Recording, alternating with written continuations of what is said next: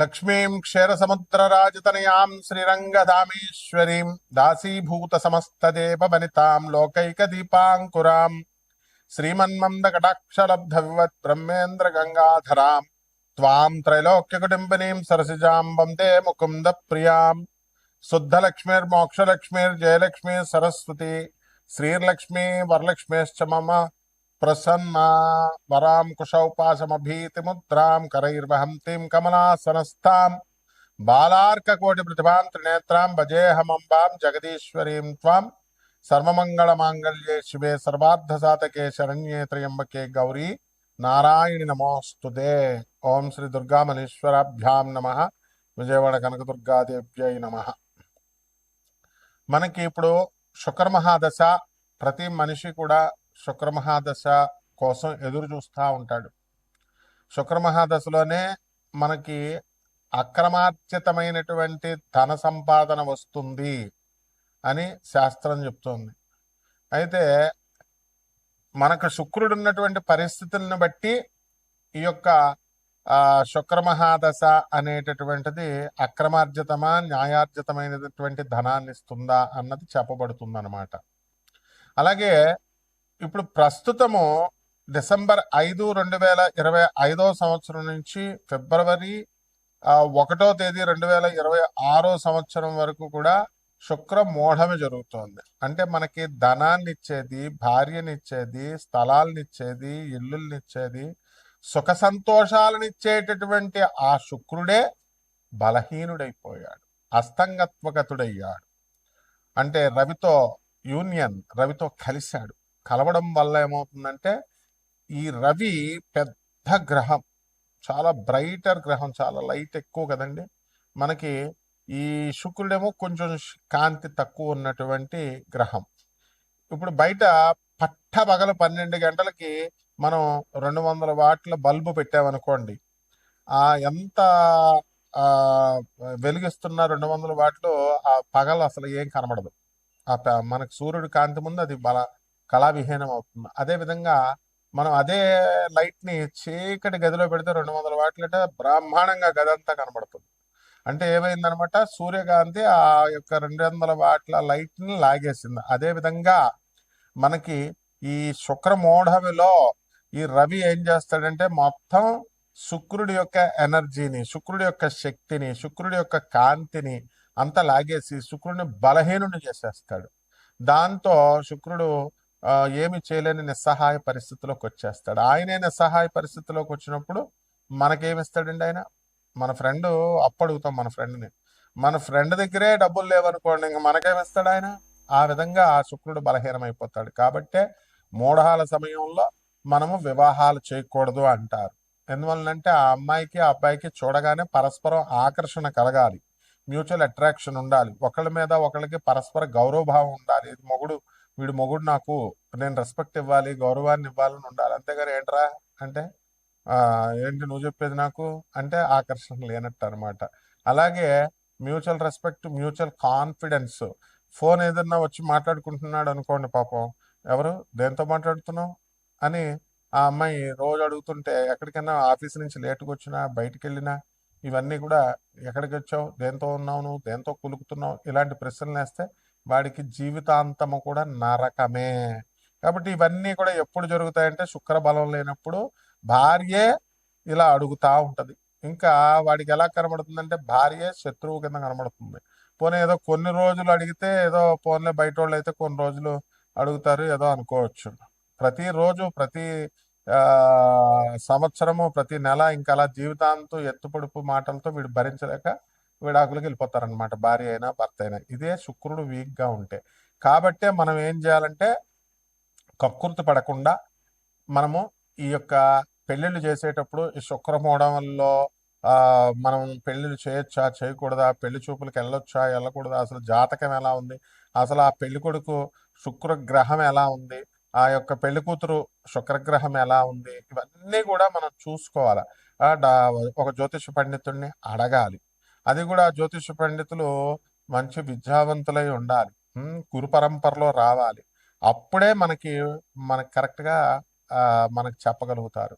ఇప్పుడు అందువలన ఇప్పుడు యూట్యూబ్లో వచ్చే వాళ్ళంతా కూడా ఎవ్వరు కూడా అంత శాస్త్ర పండితులు లేరు. కాబట్టి ఎట్టి పరిస్థితుల్లో కూడా కమర్షియల్ ప్రతి ఒక్కళ్ళకి తెలిసిందే మీ అందరికీ కూడా. అందువలన మనకి జ్యోతిష్యం అడగాలంటేనే భయపడేటటువంటి విధానంలో మన భక్తులందరూ కూడా ప్రేక్షకులందరూ ఉండడం, ప్రజలు ఉండడం జరుగుతోంది. కాబట్టి మనం మరి ఏం చేస్తారు, మీరు కూడా డబ్బులు ఇవ్వరు కదమ్మా. అడగ ఊరికనే జ్యోతిష్యం ఒకటి, తర్వాత ఈ యొక్క సంగీతం ఒకటి, ఇవన్నీ కళలన్నీ ఫ్రీగా చెప్పాలని అనుకుంటారు.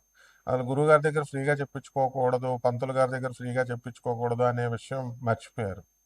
కాబట్టి వీటి వల్ల శాస్త్రానికి చెడ్డ పేరు. అందువలన ఇది కూడా శుక్రదోషమే. అంటే గురువు పట్ల నమ్మకం విపరీతంగా ఉండాలి. అందువల్లనే మోడర్న్ సైన్స్ని, నాసా లైవ్ రిపోర్ట్స్ని బట్టి మనం చూసి జాతకాలు చెప్తాము. అలాగే ప్రాచీన జ్యోతిష శాస్త్ర మా గురుదేవుల యొక్క పరంపర నుంచి మధుర కృష్ణమూర్తి శాస్త్రి గారు, మా గురువు గారులు అందరూ కూడా, మరి సూర్యశ్రీ సిద్ధాంతి గారు పాలకొల్లు, అలాగే మనకి సుసర్ల దుర్గా ప్రసాద్ గారు రాజమండ్రి, ఇలా మంచి గురువులు ఉండేవారు. చల్లా రామగణపతి శాస్త్రి గారు రాజమండ్రి, చల్లా గణపతి శాస్త్రి గారు అన్నదమ్ములు ఇద్దరు కూడా రాజమండ్రి, వీళ్ళంతా కూడా. ఒక సూర్యశ్రీ సిద్ధాంతి గారు మాత్రం పాలకొల్లు. ఇలా రేలంగి గారు, నేమాని గారు, వీళ్ళంతా మహానుభావులు ఉండేవారు. పెద్ద తరం అదంతా వెళ్ళిపోయింది. ఇప్పుడు ఆ పరంపరలో మనకి మోహన్ పబ్లికేషన్స్కి వచ్చి వీళ్ళంతా కూడా పుస్తకాలు కొనడం, వెళ్ళడం, గొల్లపూడికి, రాజమండ్రిలో మాకు ఆ యొక్క సాహచర్యం దొరికింది. దానివల్లే లాస్ట్ 10 years మా మధురకృష్ణ శాస్త్రి గారు ఎంత జ్యోతిష దిగ్గజం అంటే, శకుంతలాదేవి కూడా లాస్ట్ 10 years ఆమె ఇండియన్ ఆస్ట్రాలజికల్ సొసైటీకి ప్రెసిడెంట్గా మా మధురకృష్ణ గురువు గారు ఉన్నప్పుడు ఇండియన్ ఆస్ట్రాలజికల్ సొసైటీ ప్రెసిడెంట్గా ఆ శకుంతలాదేవి గారు కూడా వచ్చేవారు. ఆంధ్ర యూనివర్సిటీకి వెళ్తూ రాజమండ్రి ఉమారామలింగ కళ్యాణ మంటపంలో మేము జ్యోతిష సదస్సులు నిర్వహించేవాళ్ళం. మరి అలాగే బెంగళూరు వెంకటరామన్ గారు, ఇటువంటి లెజెండ్స్ అనమాట వీళ్ళంతా జ్యోతిష్ శాస్త్రంలో. వాళ్ళు వచ్చి చెప్పేవారు. కాబట్టి మేమంతా చిన్నతనం నుంచి మా గురువు గారి దయ వల్ల వీళ్ళందరికీ కూడా మేము థీసిస్ సబ్మిట్ చేస్తూ సేవలు చేసుకునే మహద్భాగ్యాన్ని మా గురుదేవులైనటువంటి మధుర కృష్ణమూర్తి శాస్త్రి గారు మాకు కల్పించారు. కాబట్టి వారి యొక్క మా మధుర కృష్ణమూర్తి శాస్త్రి గారు ఎవరండి, ఆ తరం వాళ్ళు ఎవరు కూడా కమర్షియల్గా ఉండేవారు కాదు. కాబట్టి మనం అదే పరంపరను కొనసాగించాలి. కాబట్టి నాన్ కమర్షియల్ ఆస్పెక్ట్తో మనం జ్యోతిష్యంలో ఎవరికైతే కావాలనుకుంటున్నారో సందేహాలు, అటువంటి వాళ్ళందరూ కూడా వాళ్ళ యొక్క పూర్తి జాతకాన్ని మన ద్వారా తెలుసుకోవచ్చు. అంటే కంప్లీట్గా వాళ్ళ డేట్ ఆఫ్ బర్త్ అవి ఇవ్వాలి, ఇచ్చి వాట్సాప్ చేయండి. నాకు ఫోన్ చేస్తే మేము బయట ఉంటాము, ఎత్తలేము. సో అమెరికా మన ఆఫీసు. డబ్బుల కోసం ఏం భయపడద్దు, డబ్బులు కాదు. మనకు కావాల్సింది ఏంటంటే జగద్గురువులైనటువంటి స్వామి వివేకానంద, రామకృష్ణ పరమహంస, ప్రభాత్ రంజన్ సర్కార్, ఆనందమూర్తి గారు, రమణ మహర్షి, ఇటువంటి మహర్షుల దగ్గరికి మిమ్మల్ని నేను ఒక పోస్ట్ మ్యాన్ లాగా మిమ్మల్ని డ్రైవ్ చేస్తూ తీసుకెళ్లడమే మేము జ్యోతిష్యం చెప్పడంలో ఉద్దేశం. కాబట్టి నేను ఒక ప్రొఫెసర్గా మరి ఈ యొక్క ఆనంద మార్గాకి ఆశ్రమానికి 200 దేశాల్లో మా యొక్క బ్రాంచీలు ఉన్నాయి. 300 బ్రాంచీలు ఇండియాలో ఉన్నాయి. అనాథ పిల్లల్ని మేము పోషిస్తాము. అలాగే స్కూల్లో చాలా తక్కువ ఖర్చుతో మేము మా స్వామీజీలు అందరూ కూడా 10,000 మంది స్వామీజీలు అందరూ కూడా చూసుకోండి. ఆనంద మార్గ ఆశ్రమం అని గూగుల్ చేయండి, యూట్యూబ్లో చూడండి, అన్నీ ఉంటాయి. అంత ఇంటర్నేషనల్ సొసైటీ అది. కాబట్టి మీరంతా కూడా కక్కుర్తి పడద్దు ఈ శుక్రగ్రహం గురించి తెలుసుకోవడానికి. ఆ శుక్రగ్రహం యొక్క ఫలితాల గురించి, మీకు ఇచ్చేటటువంటి ప్రతికూల ఫలితాల, ఇవన్నీ కూడా మనం తెలుసుకుందాం. కాబట్టి మన ఛానల్కి చక్కగా సబ్స్క్రైబ్ చేయండి, లైక్ చేసుకోండి. మరి మా చక్కగా మీరందరూ కూడా మరి మౌర్య, మరి దత్తు, ఇలాగా మా వేణు, వీళ్ళంతా కూడా ఏదో వాళ్ళ తోచిన రీతిలో మీకు సేవలు చేస్తున్నారు.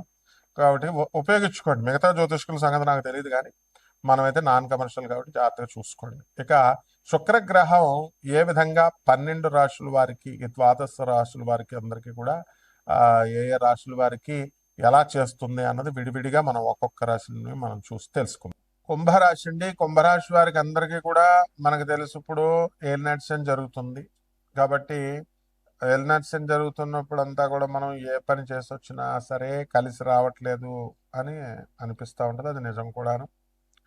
అయితే ధనాన్ని బాగా సంపాదించారు ఇన్ని సంవత్సరాలు కూడా.